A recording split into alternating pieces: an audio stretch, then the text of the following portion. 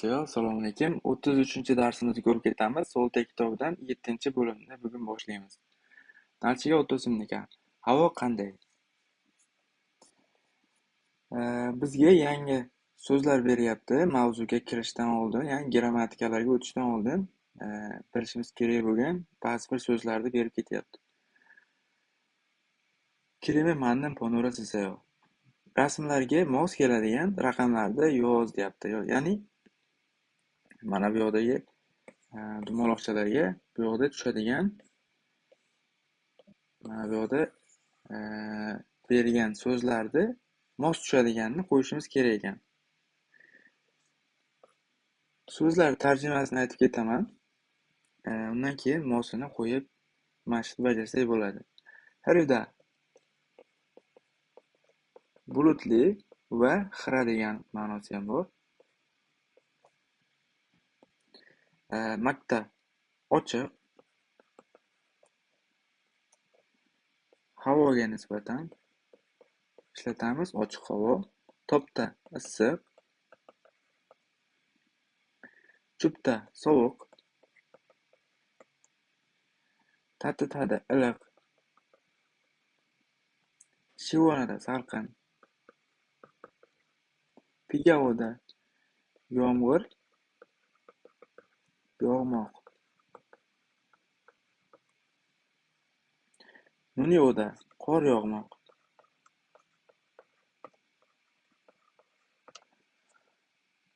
So'zlarni bilib oldik. Endi rasmga to'g'ri keladiganini yozib chiqishimiz kerak.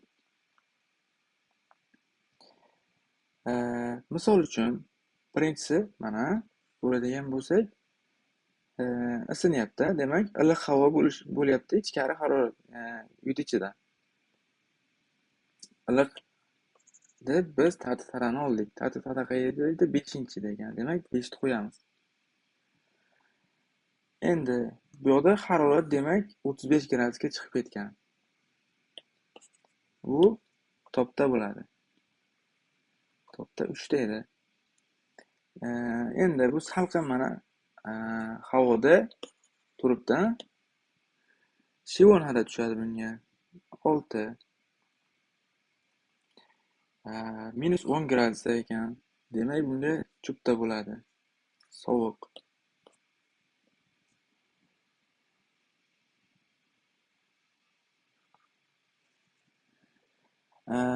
Endi keyingisi. Bu yoqda ko'radigan bo'lsak, havo ochiq, ya'ni bulut yo'q. Demak, havo ochiq bo'lsa, biz makni ishlatamiz. Makda bizda 2-da edi. Va bulutli xira bo'lyapti. Demak, bu bizda 1. Va yomg'ir yog'yapti. Mana bu rasmda yomg'ir yog'moq bizda 7-da edi. Va qor yog'yapti. Bizda bu 8-da edi. Qo'yib ketdik. So'zlarni yodlab o'rganib olsalaring bo'ladi. Yagi bo'lsa-yu. Gaplashib ko'ring deyapti.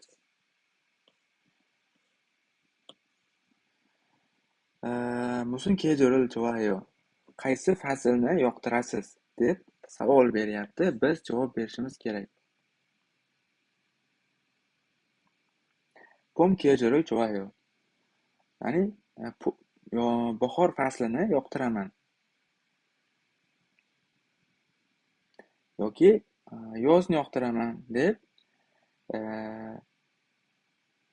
yorim kejo'ril jo'vayo deb gap tutsak bo'ladi. Yoz faslini yoqtiraman. Bu ikkalasiga o'zlaring gap tuzib ko'rsalaring bo'ladi. Speaking qilib. Endi bu yoq tarjimasini aytmay ketdim. Bahor, yoz, rasmga qarab bilsalaring ham bo'ladi. Kuz va qish.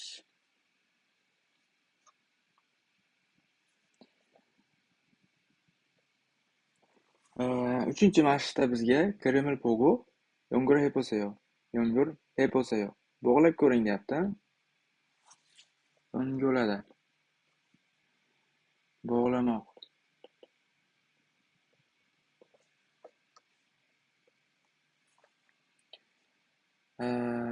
Birinchi rasmda shipta. Shipta degani oson degani. Ikkinchisi o'ribda qiyin. Mepda achchiq. Kabobda yengil. Mugobda og'ir. Tarjimasini ko'rib ketdik. Endi rasmga qarab bog'lab qo'yishimiz kerak ekan.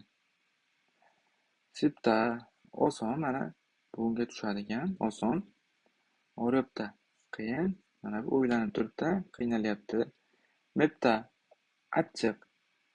Demak, mana bu rasmga tushadi ekan. Kabobda yengil. Mugobda og'ir. Mana bu rasmga tushadi ekan. Bu yerda asosan so'zlarni yodlab ketsalaring bo'ldi. Unchalik qiyin so'zlar emas, shuning uchun rasmga qarab ketsalar ham foydali bo'ladi. Endi pulko'yrik qoidasini ko'rib ketamiz. Pulko'yrik qoidasi fe'l va sifatlarda oxirgi harfi mana p bilan tugaydigan bo'lsa, mana bu p bizda o'zgaradi agar a, o grammatikalari bor. A va o so grammatikalari bor. Bu grammatikalar hali o'tmadik. Keyingi darslarda o'tamiz, xudo xolasa. Faqat shunchaki bu grammatikani hozirgi holatga olib kelib ko'rsatib beryapman. Va biz o'tganmiz ayo, oyo grammatikasini. Endi yana bitta aytib ketay. Mana bu p fe'l va sifat.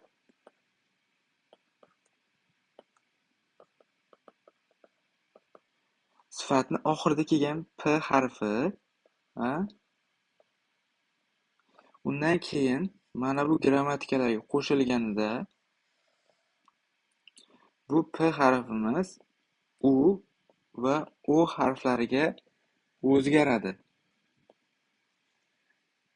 Undan keyin bu grammatikalar qo'shiladi. Endi misollarda ko'rib ketadigan bo'lsak, misol uchun birinchi gapda aytyapti, 10 yotda yo'q. Bugun havo qanday? Aju tovoyo. Juda issiq. Endi tovoyi ko'radigan bo'lsak, qanday paydo bo'lyapti? Aslida bu topda va oyo grammatikasidan hosil bo'lgan. Endi bu ikkalasini qo'shadigan bo'lsak, aslida bunaqa bo'lish kerak-ku deyiladi. Toboyo. Bu noto'g'ri bo'ladi. Mana bu p harfimiz bizga mana bunday bo'lish kerak. Uga aylanish kerak va undan keyin biz oyo grammatikasini qo'shishimiz kerak. Shunda mana bu holat kelib chiqadi bizda va bu to'g'ri bo'ladi. Mana bu xato hisoblanadi. Bunaqa qo'shilmaydi. Ozgina chalkashligi bor. Grammatika oson grammatika emas. Ozgina chalkashadi boshida. Unisiga qaramasdan ozgina mashq qilsalaring yaxshi bo'lib ketadi. Keyingisi qaysi holatda o'ga o'zgarishi mumkin? Mana bu ikkita grammatikamiz bor. Grammatika emas, so'zimiz bor. Mana bu topda yordam bermoq va kopta degani chiroyli. Mana shu ikkala so'zimizda mana bu pastda ko'radigan bo'lsak, p kelgan. Mana shu p bizga u emas, o'ga o'zgarishi kerak. Mana shuni esdan chiqarmaymiz. Va ba'zi bir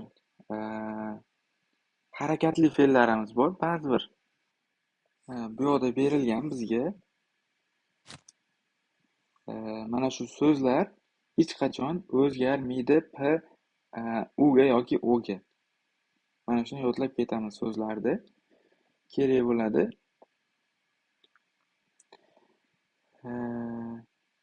Shunchaki chapda, chabayo bo'lib ketadi. Uga o'zgarmaydi bular. Ipda, iboyo bo'lib ketadi. Hech qanaqa p harfimiz uga yoki boshqa bir harflarga o'zgarishi mumkin emas. Oyo kelganida. Va mana bu harflar grammatikalar kelganda. Mana bu grammatikalar. Shuni e'tiborga olib ketasizlar va yodlab ketasizlar.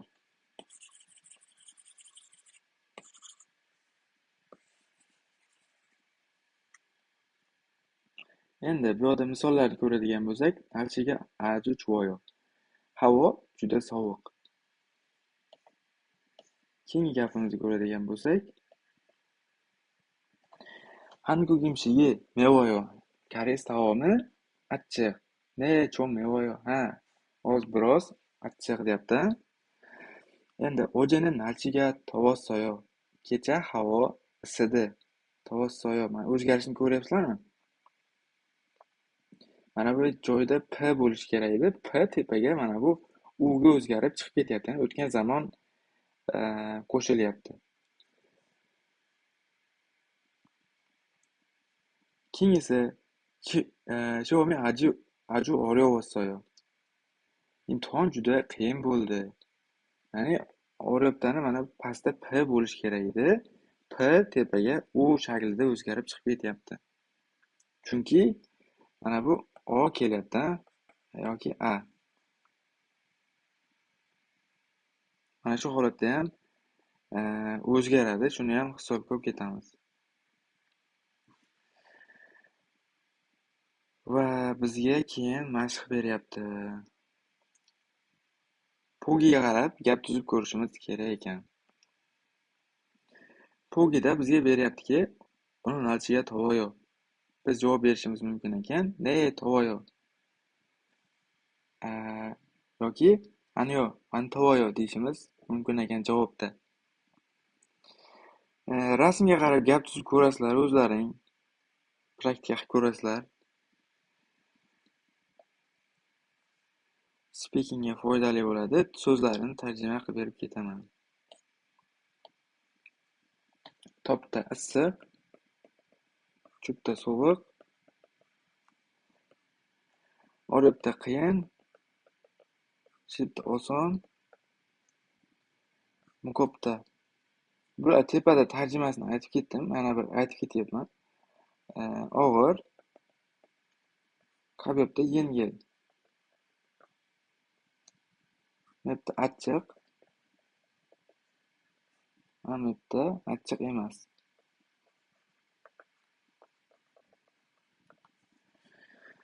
날씨가 oho. Otdayo qanday? Mana shuni yodlab ketsalaring bo'ladi. Va biz keyingi darsda xudo xolasa yangi grammatikani o'rganamiz. Bu yerda ozgina qiyin murakkabroq grammatika bo'lganligi uchun ikkita grammatikani qo'shsak ozgina qiyin bo'lib ketadi. Shuning uchun pulkuji qoidasini yaxshilab o'rganib olamiz. Va tepadagi grammatika emas, so'zlarni yodlab ketishimiz kerak bo'ladi. Eng kerakli so'zlar bular. Topikda ham, topikda ham, topik 1da ham, topik 2da ham hammasida kerak bo'ladigan so'zlar. Chiqadi bular hammasi. Va keyingi darsda xudo xolasa yangi grammatikalar o'tamiz.